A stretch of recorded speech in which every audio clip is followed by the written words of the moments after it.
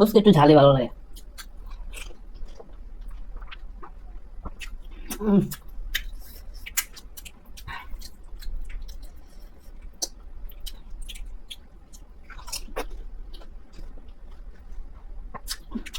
মানে ঘুগনিটা আর ফুচকার ভিতর আগে দিইনি, কি কারণে দেখা যাচ্ছে নরম হয়ে যাবে, সেই কারণে দিইনি।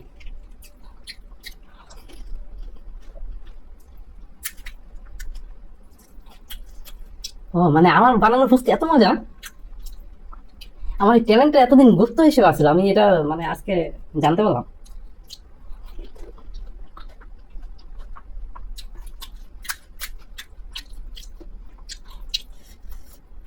উম,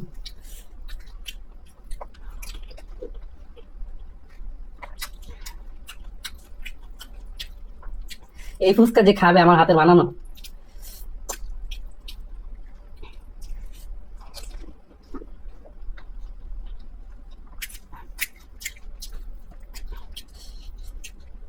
ফুচকার ঘুগনিটা যাই হোক, মজা তো অবশ্যই হয়েছে, কিন্তু টকটা বেশি মজা হয়েছে।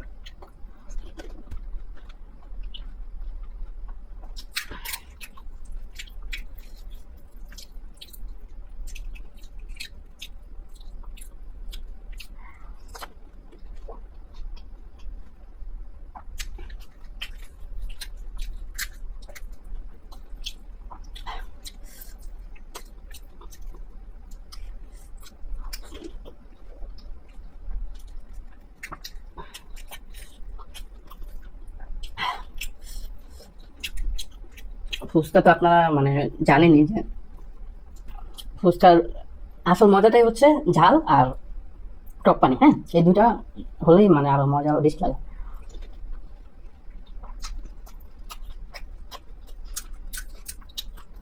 কিন্তু ফুচকা আপনি বেশি খেতে পারবেন না, আপনার 50টা যদি আপনি খান, 50টা যদি খান, আপনি আগামী 2-3 দিন কিচ্ছু খেতে পারবেন না, মুখের উপরে আর নিচে পাশ ছিলে যাবে। ফুচকা 20টা খেলে মোটামুটি মজা লাগে।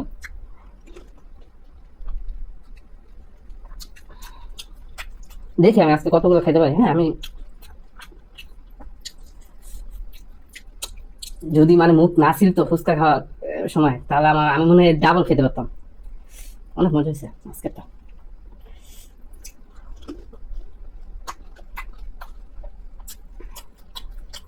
অনেক রকম মশলা দিছি,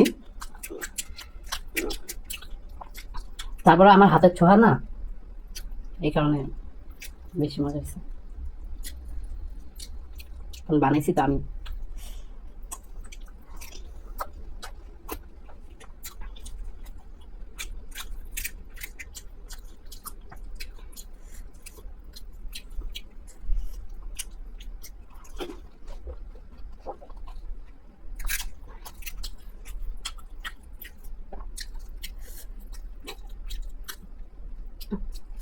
আমি যদি এটা ব্যবসা শুরু করি,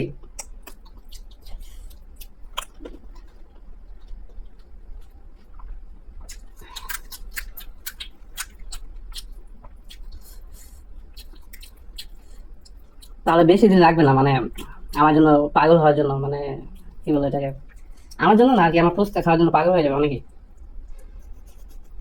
নিজে শুনুন নিজে করি, নাই তো শুনুন খরচ।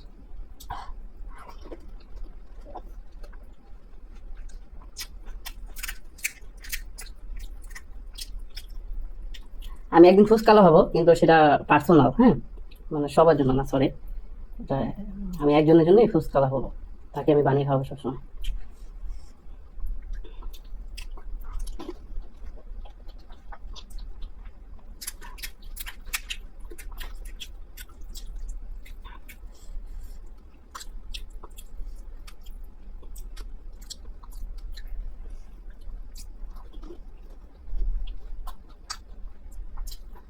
উপরে কিন্তু এটা মরিচ, হ্যাঁ এমনিতে তো মরিচ দিছি, কিন্তু আবার এক্সট্রা করে দিছি যাতে ঝালটা লাগে।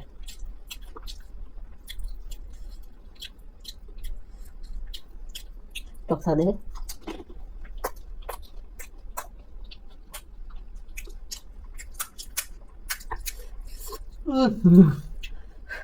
টকসার বেশি ঝাল লাগে।